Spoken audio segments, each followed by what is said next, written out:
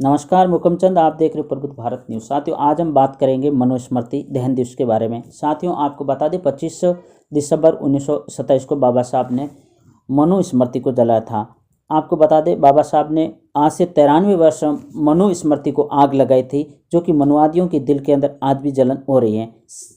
आज ही के दिन 25 दिसंबर 1927 को बोधिसत्व बाबा साहब डॉक्टर भीमराव अंबेडकर ने वर्ण व्यवस्था, असमानता व जातिवाद से भरी पड़ी मनुस्मृति को जलाया था। मनुस्मृति में बहुजन समाज व भारत की महिलाओं को कोई अधिकार नहीं था।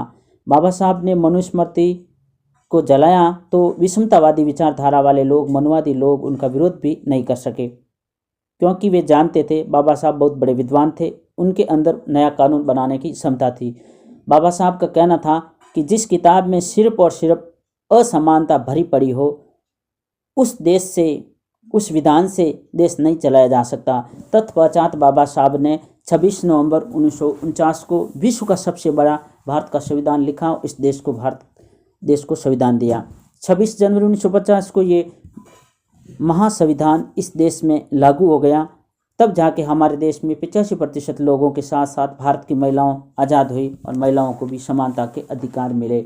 साथियों, आपको बता दें मनुस्मृति के समय हमारे देश के 85% के लोगों को कोई अधिकार नहीं था, कोई समानता नहीं थी। साथियों, आपको बता दें मनुस्मृति के समय हमारे देश के लोग यदि महाभारत रामायण का दोहा सुन लेते थे तो उसके कान के अंदर गर्म खोलता हुआ शीशा उसके कान में डाल देते थे, और अगर कोई रामायण और महाभारत का श्लोक भी पढ़ लेते थे उसकी जीभ काट दी जाती थी। साथियों, ये मनुस्मृति के कानून के समय ये विधान था। तो साथियों, आपको बता दें, ज़रा सोचिए, अगर बाबा साहब विद्वान नहीं होते तो मनुस्मृति जलाने की कभी हिम्मत नहीं करते।